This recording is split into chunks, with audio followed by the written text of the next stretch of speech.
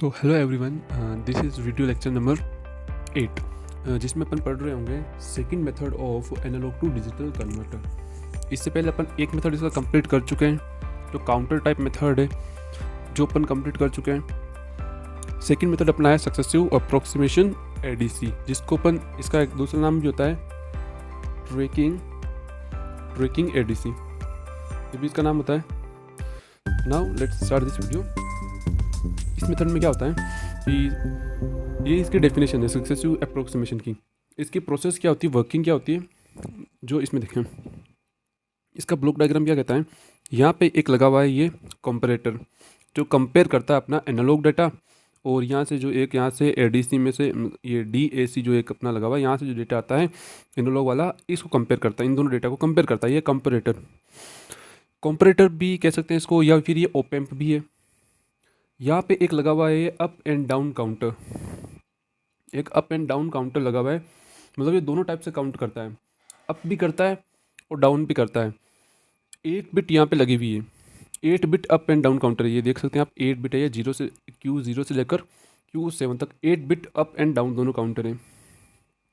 ठीक है, यहाँ पे लगा हुआ है 8 बिट लेच, जो क्या होगा जब काउंटर काउंट करेगा ना नंबर्स को, तो उसके बाद में उनको स्टोर करने के लिए कुछ तो चाहिए अपन, वो मेमोरी।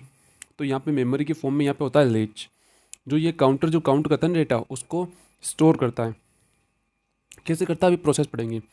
एक है यहाँ पे कंट्रोल सिग्नल यहाँ पे ये देखता है कि कब काउंटर का डेटा लेच में स्टोर कराना है। फर्स्ट इसका वर्किंग। सेकेंड इसकी ये कि यहाँ से जो क्लॉक यहाँ पे दिख रहा है ना, ये क्लॉक, यहाँ से ये जो क्लॉक यहाँ पे जाती है वो कंट्रोल को एक्टिवेट करती है। मतलब कि यहाँ पे इस क्लॉक को अपन इस तरह से बनाते हैं इस काउंटर को कि ये जो कंट्रोल सिग्नल है ना, यहाँ पे क्लॉक जब आएगी तो ये कंट्रोल सिग्नल ऑफ रहेगा, और जब क्लॉक 0 हो जाएगी यहाँ पे तो कंट्रोल सिग्नल अपना ऑन होगा। ध्यान से सुनना, जब क्लॉक यहाँ से जब जाएगी, जब क्लॉक यहाँ से 1 जाएगी तो कंट्रोल सिग्नल ऑफ होगा, जब क्लॉक यहाँ से 0 जाएगी तो ये कंट्रोल सिग्नल ऑन होगा। ठीक है, ऐसी चीज़ें इसमें होती है। अब इसकी वर्किंग समझते हैं कि इनिशियली ये कैसे वर्क करता है। सिंपल बेसिक्स बता रहा हूँ। अप एंड डाउन काउंटर है। Initially up and down counter में क्या होगा, स्टोर 0 0 0 0 0 0, इनिशियली यही स्टोर होगा। वो 0 0 0 सब आएगा इस DAC में, डिजिटल टू एनालॉग कन्वर्टर। ये डिजिटल टू एनालॉग कन्वर्टर है, यहाँ पे अपन इसका यूज़ करते हैं। जो सारे 0 0 0 DAC में आएगा, ये जो डेटा डिजिटल का था इसको एनालॉग में 0 वोल्टेज मिलेगा, क्योंकि सारा 0 0 है, तो इसको एनालॉग में 0 वोल्टेज मिलेगा। तो यहाँ पे 0 वोल्टेज एज ए इनपुट जा रहा होगा इन्वर्टिंग टर्मिनल पे, यानी V- पे। V+ पे अपना इनपुट एनालॉग सिग्नल है, वो इनपुट सिग्नल, और यहाँ से जो V- का 0 वोल्टेज, कंपेरेटर दोनों करेगा कंपेरेटर जो है वो दोनों को करेगा कंपेयर करने पर उसको ऐसा पता चलेगा कि इसके जो नॉन इन्वर्टिंग टर्मिनल है यानी V+ वाला, यहाँ पे वोल्टेज जो है इस इन्वर्टिंग वाले टर्मिनल से ज़्यादा आ रहा है, यानी माइनस वाले से प्लस पे ज़्यादा आ रहा है। तो ये क्या करेगा, जब कभी भी, याद रखना, इस V+ वाला टर्मिनल का वोल्टेज इस V- वाले से ज़्यादा हो तो क्लॉक आती है 1 इसके आउटपुट में। जब कभी भी माइनस वाले टर्मिनल का वोल्टेज ज़्यादा हो जाए V+ वाले से, तो इसके आउटपुट में जो क्लॉक है वो आएगी 0, मतलब लो। ये आता है हाई और ये आता है लो, मतलब नेगेटिव ज़्यादा होने पर लो। ये यहाँ पे कंपेयर करने के बाद में आउटपुट इस टाइप से देता है। तो ठीक है, अब क्या होगा, यहाँ से तो ये 0 जाएगा, क्योंकि इनिशियली ये 0 0 पे सेट था अपना काउंटर। तो अब क्या होगा, कंपेरेटर कंपेयर करा तो V+ का इसने देखा कि V+ का ज़्यादा है V- से, तो क्लॉक मिलेगी 1। अब जैसे क्लॉक 1 मिलेगी तो अपना ये काउंटर क्या करेगा, काउंटिंग स्टार्ट करेगा। काउंटर अपनी काउंटिंग स्टार्ट करेगा। अपनी काउंटर जब काउंटिंग स्टार्ट करेगा तो 8 बिट काउंटर है।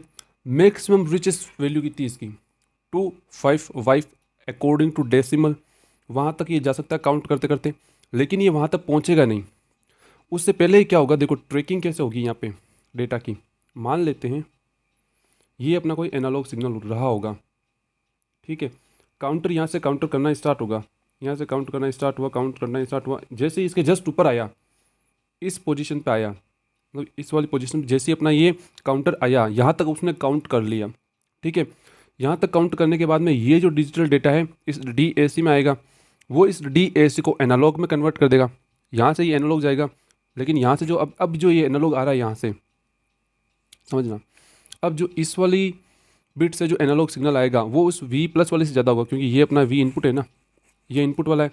इससे अगर एनालॉग ज़्यादा हो जाएगा, ये जो V माइनस मतलब ये माइनस वाला है जो DAC से आ रहा है, मतलब यहाँ तक का डिजिटल डेटा का जो कन्वर्टर एनालॉग में आ रहा है वो इस V प्लस वाले से ज़्यादा हो जाएगा, क्योंकि इनपुट तो अपना यहीं तक है।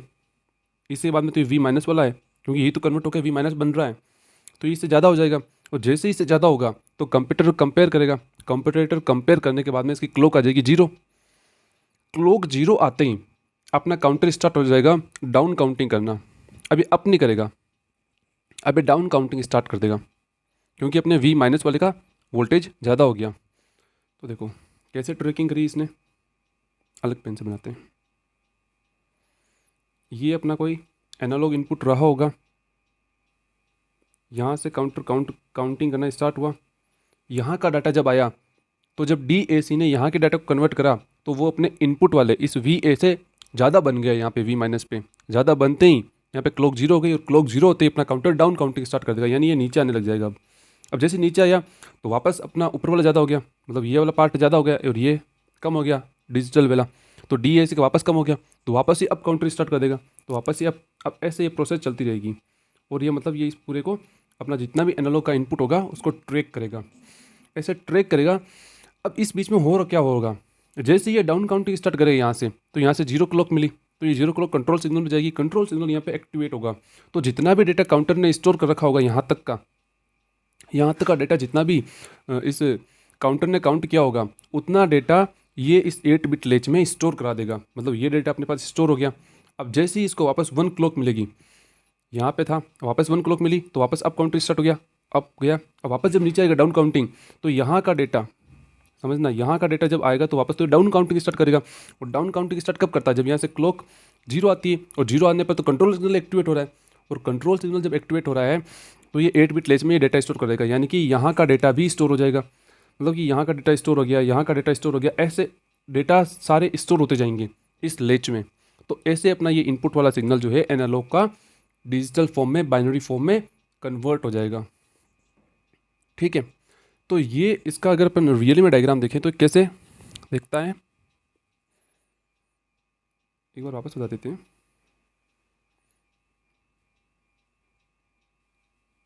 एक बार इसका डायग्राम देख लेते हैं अगर सही से ढंग से बना के, तो ये ऐसे रहेगा। ये अपना कोई एक एनालॉग इनपुट रहेगा, यहाँ से काउंटर काउंटिंग करना स्टार्ट होगा, यहाँ तक काउंट करेगा, वापस नीचे आएगा, वापस ऐसे इसको ऐसे ट्रैक करना स्टार्ट हो जाएगा। तो ये वाले डेटाज जो हैं, ये वाले डेटाज लेच में स्टोर होते रहेंगे with the help of control signal. ठीक है, ये इसकी वर्किंग प्रोसेस होती है, ऐसे वर्क करता है ये। इनिशियली 0 0 ये सेट होता है।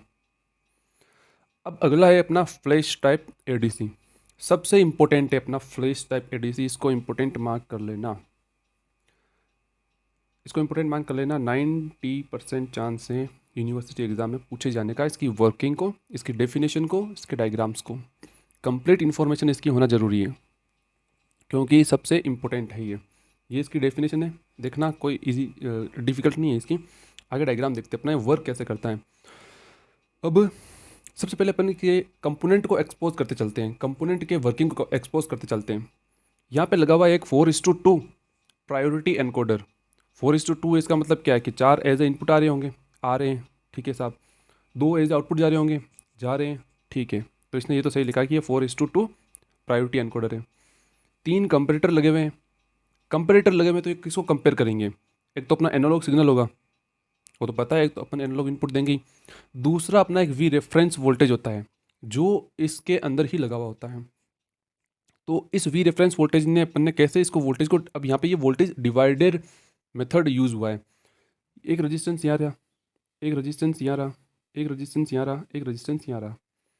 तो यहाँ पे फर्स्ट रेजिस्टेंस के बाद में यहाँ पे अपन ने एक नोड बनाया, इस नोड का वोल्टेज देखा तो वो आया 3VRF/4, किसके रिस्पेक्ट में, ऊपर से नहीं, ग्राउंड के रिस्पेक्ट में इसका वोल्टेज है ये 3VRF/4। यहाँ पे एक नोड बनाया जस्ट इसके नीचे वाले आर से, इसका 2VRF/4, ग्राउंड के रिस्पेक्ट में ऐसे, इसका ऐसे वोल्टेज है। तो ये ऐसे वोल्टेजेस है ठीक है। तो ऐसे वोल्टेजेस को अपन ने तीन नोड बना रखे हैं, three V R F upon four, एक two V R F upon four, एक V R F upon four. इनका ऑर्डर क्या है कि three V R F upon four ज़्यादा है, two V R F upon four इस थ्री वाले से कम है, और V R F upon four सबसे कम है, और नीचे सबसे नीचे जीरो है ग्राउंड। अब क्या होगा, ये वी ए है, वी ए जा रहा है प्लस पे, और अपने ये नोड वाले वोल्टेजेस हैं जो वी आर एफ के डिवाइड करके नोड पे जो वोल्टेजेस ड्रॉप हुए हैं वो अपने जा रहे हैं इन्वर्टिंग टर्मिनल पे, यानी नेगेटिव वाले पे। ठीक है। अब क्या करेगा, अब डेटा जा रहे हैं यहाँ से, ये थ्री वी आर एफ है, ये हो सकता है कुछ भी वोल्टेज, मान लो अगर ने वी आर एफ अपन ने 12 वोल्टेज फिक्स कर दिया, मान लो अपन ने वी आर एफ, ये अपना डिपेंड करता है कि अपन क्या करना चाहते हैं। मान लो वी आर एफ वन में 12 फिक्स कर दिया, तो ये वोल्टेज यहाँ पे कितना हो जाएगा, multiply three upon four, four से थ्री, यानी ये 9 वोल्टेज यहाँ पे जा रहा होगा। एज ए एग्जाम्पल दिया मैंने, लेकिन आपको ऐसे कंसिडर करना है,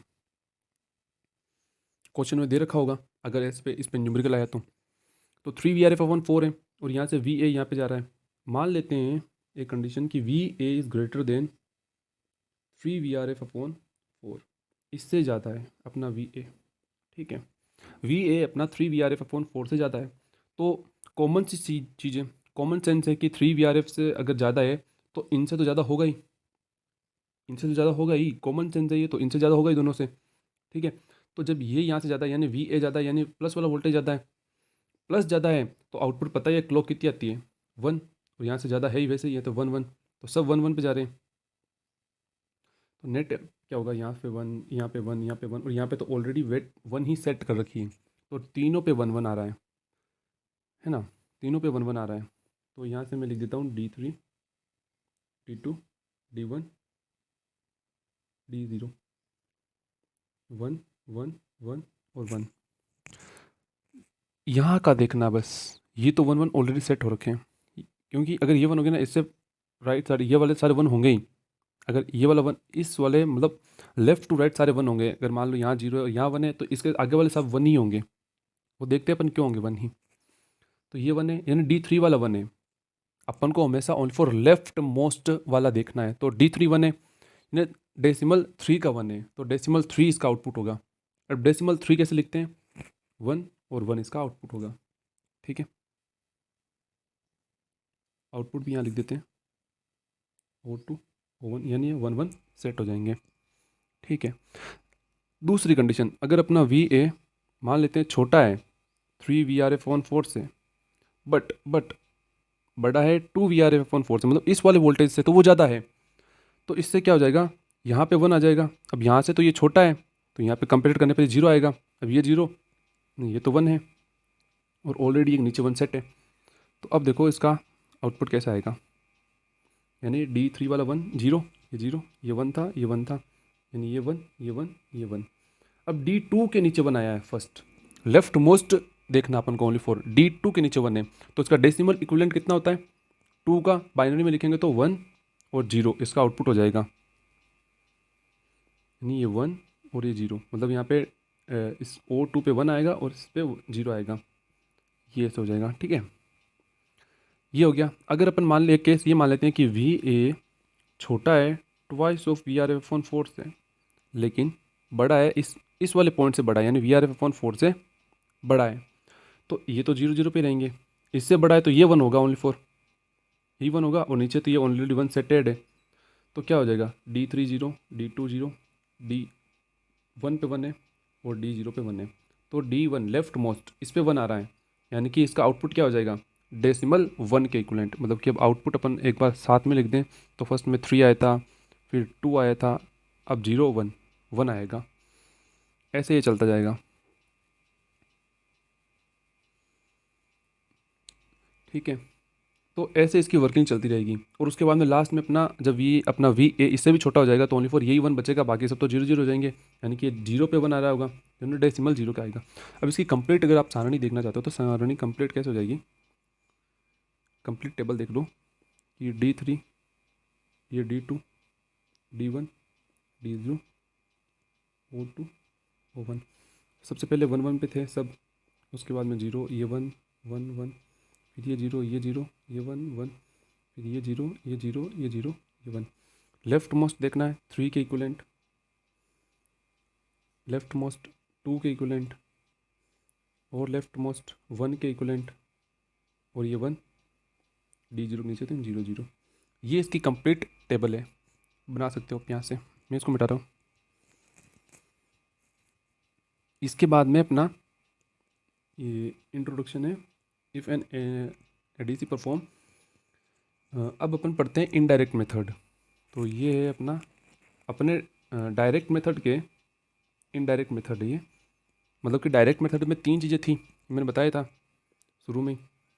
यहाँ पे ये देख सकते हैं आप कि डायरेक्ट टाइप में तो ये 3 टाइप के होते हैं। एक अपना इनडायरेक्ट टाइप का भी होता है, 2 टाइप के एडीसी होते हैं, एक इनडायरेक्ट टाइप का भी होता है, और चांसेस होते हैं कि इनडायरेक्ट टाइप का भी आए।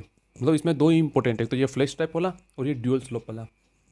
वेरी वेरी मच इंपॉर्टेंट है, यूनिवर्सिटी एग्जाम में आने के चांसेस बहुत ज़्यादा हैं। इनडायरेक्ट टाइप वाला अपन देखते हैं एडीसी कैसे वर्क करता है। डायरेक्ट के अपन ने तीनों कंप्लीट कर लिए। ये कैसे काम करता है, ये इसका ब्लॉक डायग्राम है और इसकी मैंने कैलकुलेशन भी लिख रखी है। अब इसका एक ब्लॉक डायग्राम है। ब्लॉक डायग्राम क्या कहता है कि यहाँ पे एक ये इंटीग्रेटर लगा हुआ है, ये एक इंटीग्रेटर है, यहाँ पे एक कंपैरेटर है, यहाँ पे एक एंड गेट है, यहाँ पे एक काउंटर है। ठीक है, तो अब इसमें सबकी वर्किंग अलग अलग होगी। इंटीग्रेटर इंटीग्रेटर आप सही समझ रहे हैं, इंटीग्रेटर वही है जो इंटीग्रेट करता है वैल्यू को।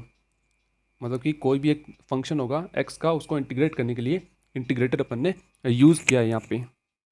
तो अब इसमें देखो, इसकी वर्किंग समझने के बाद में, मतलब कि ये सारे कंपोनेंट देखने के बाद में अपन को इसके कैलकुलेशन पार्ट पे जाना होता है। कैलकुलेशन पार्ट बहुत इजी है इसका।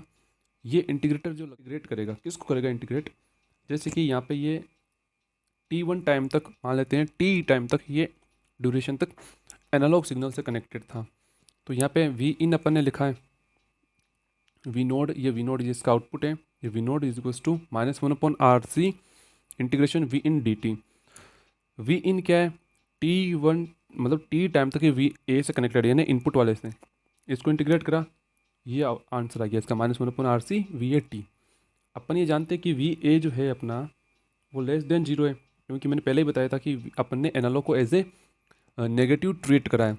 ई रेफरेंस इसको रिस्पेक्ट में पॉजिटिव है, ये -1/RC V A T positive हो गया। ओवरऑल अपना वी नोड क्या हो गया, एक पॉजिटिव क्वांटिटी हो गई।